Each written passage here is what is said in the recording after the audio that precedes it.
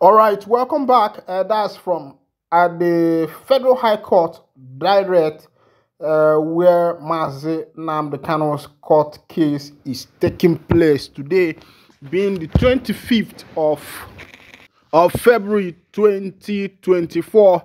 Of course, you can see a lot of dignitaries who came for that particular court case to observe what is actually happening in the court with Nnamdi Kanu Ohamadike, one of Ndigbo.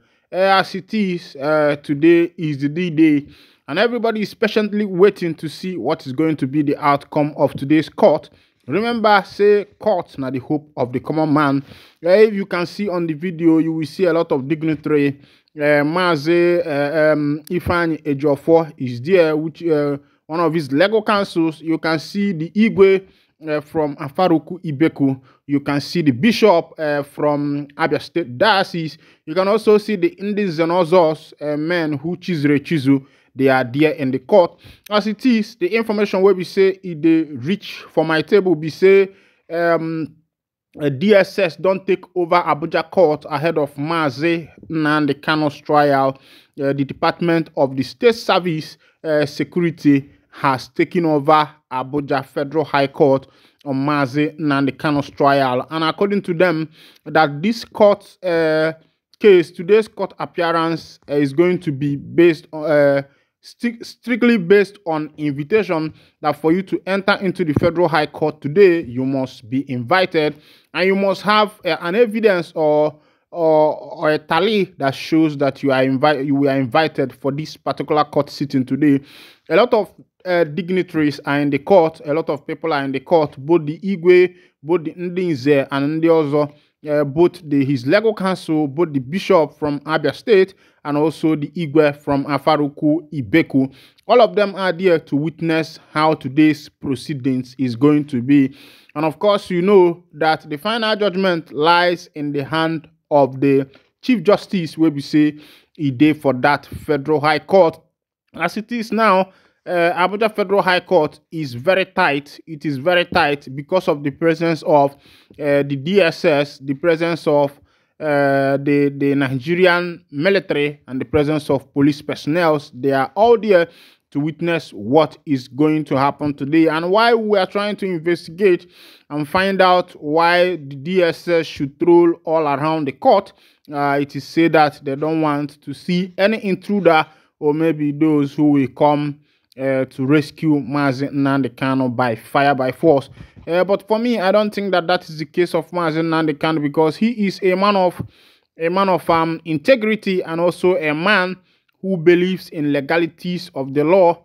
It's just that in the country where we reside, they say that the court should be the hope of the common man. But looking at what we are seeing in today's Nigeria court, the court is actually the hope of the rich man, because you see the case where a widow who everybody knows that this land belongs to her, we go to court and still lose by the court logicalities, even though the court has logicalities. But I think it's high time the African courts start being transparent.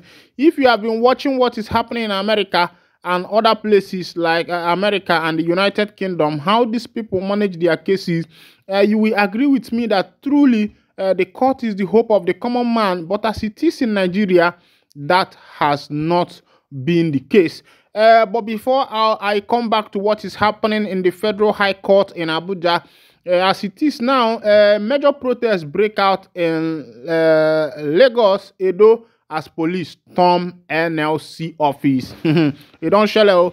I wonder what this government is going to be all about. It's like this government is going to be no nonsense government.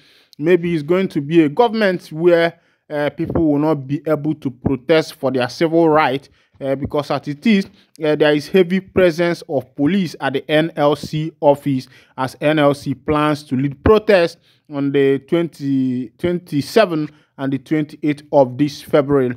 And now the police have went to their office, or have gone to their office to attack them in order for the protest not to hold.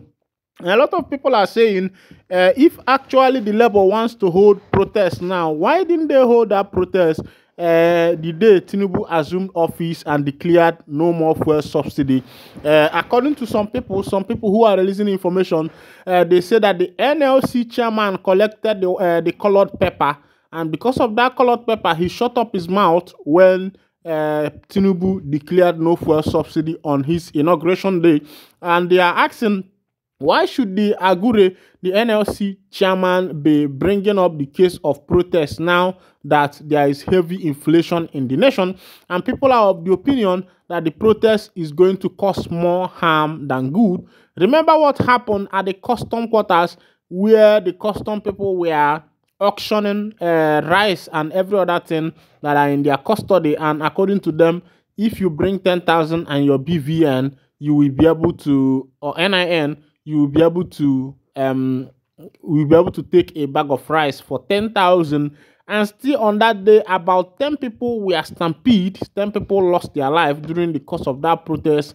9 people and 1 pregnant woman.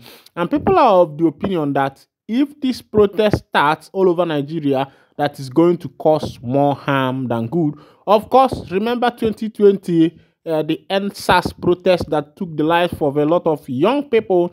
And I don't think that people want to risk their life again for this kind of thing. In Mina, Niger State, there has been a lot of protests, even though that police people has given a report that they have calmed the situation.